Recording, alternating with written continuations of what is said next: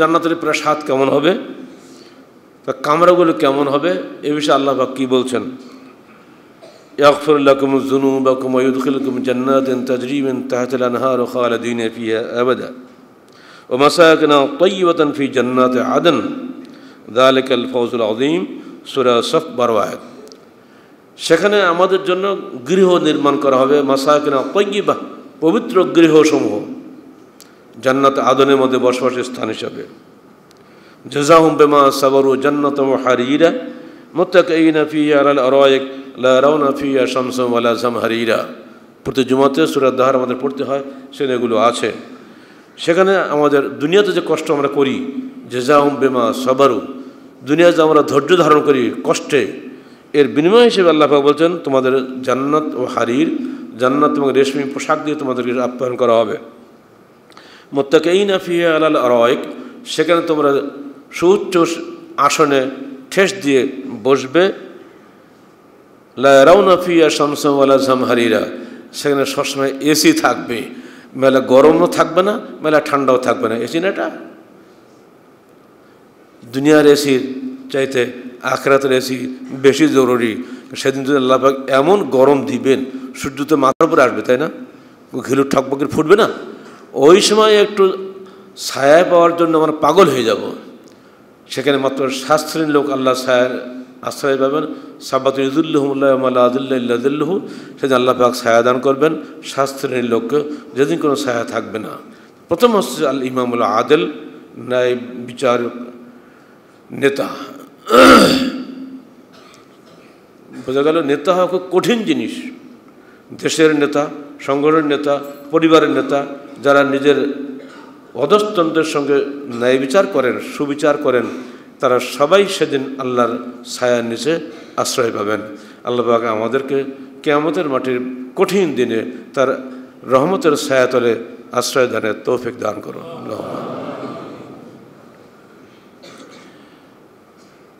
আল্লাহ বলবেন ইন্না হাযা কানা লাকুম জাযাআন ওয়া কানা সা'য়ুকুম মাশকুরা।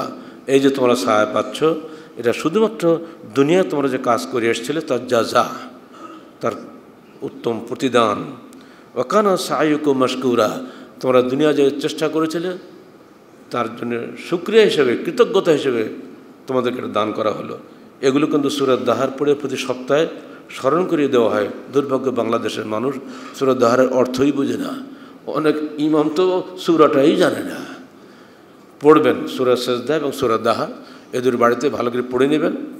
বিশেষ করে যারা তোমরা হাফেজ আছো, যে ইমামতি করো যারা, তারা এই দুটো সূরা ভালো করে মুখস্থ করে নেবা, এই অর্থ হৃদয়ঙ্গম করবা, যাতে পড়ার সময় নিজের মধ্যে ওই ভাবটা চলে আসে, মুক্তাদিদের মধ্যেও যেন ভাবটা চলে আসে। এই দুটো সূরত আল্লাহ রসুল প্রতি জুমা ফজরে পড়তেন, আমরা যেন এটা অভ্যাস রাখি, এটা সুন্নত।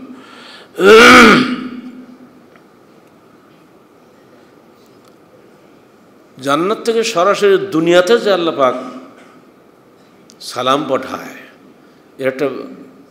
এটা কি বলবো, মানে একেবারে কোনো ইয়ে নাই, কোনো তুলনা নেই। সরাসরি জান্নাত থেকে আল্লাহ পাক সালাম পাঠান নবী ছাড়া অন্য কারোর কাছে, এটা বিশাল ব্যাপার না? আবু হুরায়রা বলছেন একদিন হঠাৎ জিবরিল এসে হাজির, এসে বলছে ইয়া রাসূলুল্লাহ হাজি খাদিজা।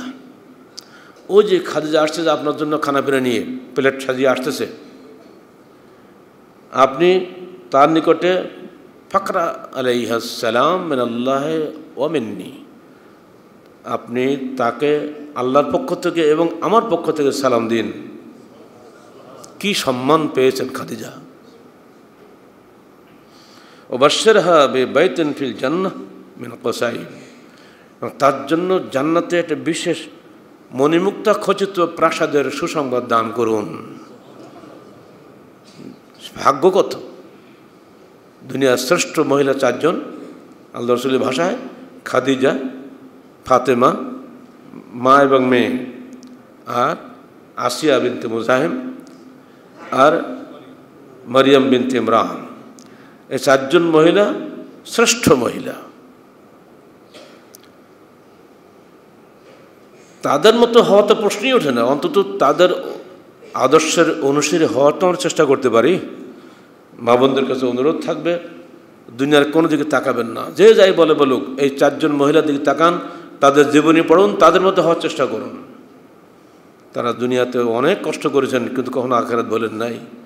মা ফাতেমা একদিন এসে বলছে, আব্বা এই দেখেন নিজে কোমর দেখাচ্ছে। আপনারা জানেন আরব দেশে পানি অনেক নিচে থাকে, পানির লেয়ার অনেক নিচে, সেইখান থেকে পানি উঠাতে হয়। সেই পানি উঠিয়ে মশকে করে কোমরকে ঠেস দিয়ে বাড়ি আনিয়ে তেমনি সন্তানদের পান করান, সংসারের দায় মিঠান। তো চামড়া সিলে দিয়ে গোশত বেরিয়ে গেছে। বাপের কাছে তখন বহু দাস দাসী যুদ্ধের গনিমতের মাল আছে, ইচ্ছা করলে যে কোনো একজন কৃত দাসীকে তাকে দান করে দিতে পারেন, যাও এটা তুমি তোমার একে দিয়ে তুমি কাজ করাও। বাপ তাকে কী জবাব দিলেন, মা এর চেয়ে উত্তম কোনো জিনিস কি আমি তোমাকে দেব? তো কী বলেন, তুমি সালাতের শেষে 33 বার সুবহানাল্লাহ, 33 বার আলহামদুলিল্লাহ, 33 বার আল্লাহু আকবার, আরেকবার কালমা তাওহীদ পাঠ করবে, এর চেয়ে উত্তম জিনিস তুমি পাবে। বোঝেন, চাচ্ছে একটা কৃতদাসী বা বাঁধি যে তাকে পানি উঠিয়ে দিতে পারে। আর জবাবটা কীভাবে হলো? এ যুগে বললে কি মেয়েরা এগুলো শুনবে নাকি? তারা বলে আমি চাচ্ছি কি, আব্বা দিচ্ছে কি, আব্বা পাগল হয়ে গেছে, তাই বলবে না? না, ফাতেমা জানে আমার আব্বা যা বলে এর পিছনে আল্লাহর হুকুম আছে। কীভাবে আল্লাহ পাক আমাকে সাহায্য করবেন তিনি ভালো জানেন। যেহেতু নবীর হুকুম আমি মেনে নেই, ইনশাল্লাহ এর পিছনে কোনো কল্যাণ আছে। মেনে নিয়েছেন, কল্যাণ তিনি পেয়েছেন।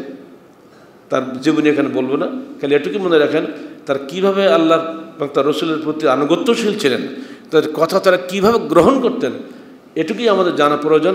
আর সেই জন্য তো তিনি জান্নাতের শ্রেষ্ঠ মহিলাদের অন্যতম হওয়ার সৌভাগ্য লাভ করেছেন। তিনি তার মায়ের মতো ফাতেমাও জান্নাতের 4 জন শ্রেষ্ঠ মহিলার মধ্যে অন্যতম। মা মেয়ে একসঙ্গে এই মর্যাদা লাভ করা দুনিয়ায় কারো ভাগ্যে কিন্তু এটা হয়নি।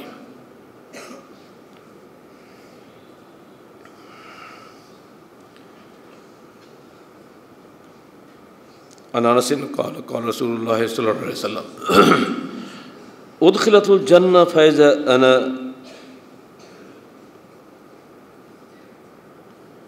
بقصر من ذهب। কিয়ামতের দিন, এই ভুল হচ্ছে আমার, মেরাজের দিন, মেরাজের রাত্রিতে আমাকে জান্নাতে প্রবেশ করানো হলো।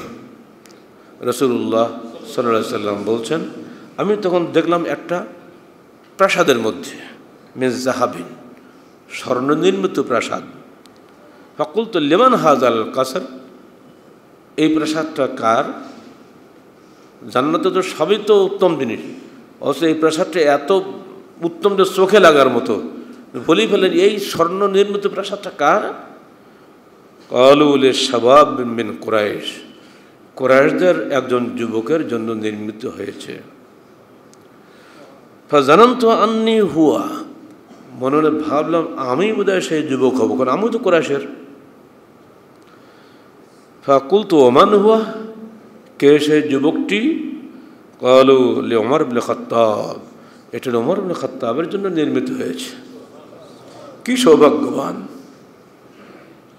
চিন্তা করা যায়, জীবদ্দশায় যারা জান্নাতের সুসংবাদ পেয়েছেন তাকেই আমরা কাফের বলছি, আর তারা এই দুনিয়ার শ্রেষ্ঠ ইসলামী রাষ্ট্র কায়েম করেছে। তাদের দৃষ্টিতে হযরত আলী ছাড়া আবু বকর, ওমর, ওসমান সহ সমস্ত সাহাবী কাফের, নাউযুবিল্লাহি মিন যালিক। এরাই এদেশে দুনিয়াতে ইসলামিক হুকুমত কায়েম করেছে। যে আবু বকর, যে ওমরের জন্য এই সুসংবাদ আমরা শুনছি, তাকে যারা কাফের বলে তারা কি মুসলমান থাকতে পারে নাকি? লা তাসাব্বু আসহাবে, আল্লাহ বলে খবরদার আমার কোনো সাহাবীকে তোমরা গালি দিও না। আর আমরা যে কোনো সাহাবী তো পড়ি মরুক, শ্রেষ্ঠ মানুষটাকে পর্যন্ত আমরা গালি দিয়ে থাকি, এরপর আমরা পাক্কা মুসলমান। সাবধান, জবান দারাজি এত বেশি করা ঠিক নয়। আবু বকর এবং ওমরের জুতো পাওয়ার যোগ্যতা আমাদের নাই। তাদেরকে সম্মান করতে হবে এবং তাদের পথে চলার চেষ্টা করে যেতে হবে।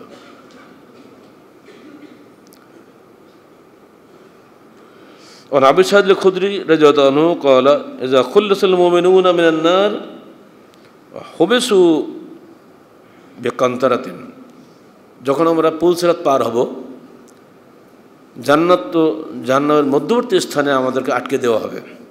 পুলসাত পার হওয়াটা তো বড় কথা, তাই না? কিন্তু পার হওয়ার পরে আবার আটকে ফেলবে।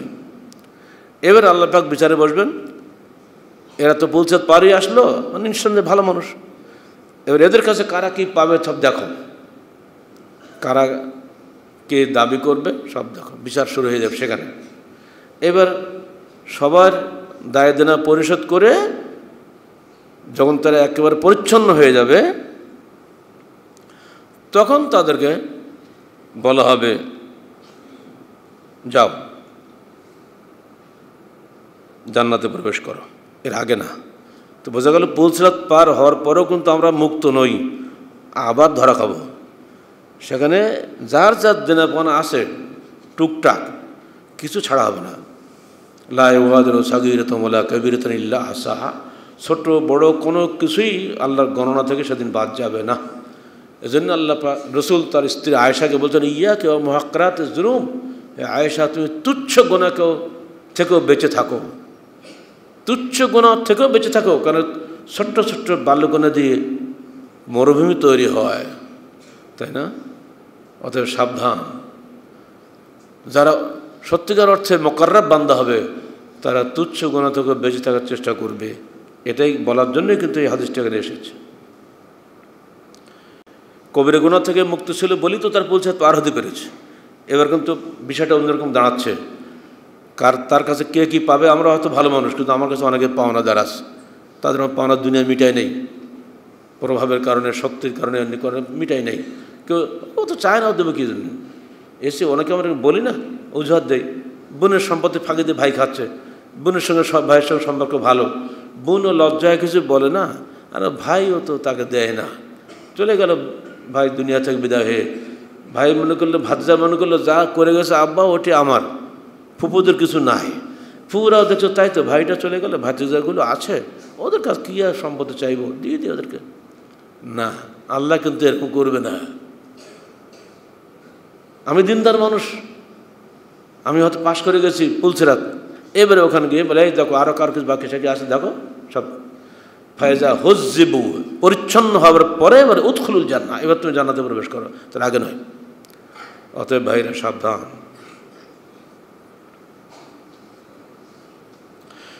আল্লাযী নফসু মুহাম্মাদিন বিয়াদিহি লিআহাদিকুম বিমাসকানি ফিল জান্নাহ আদাল্লু বিমানজিলি কানা ফিদ দুনিয়া, রাওয়াহুল বুখারী।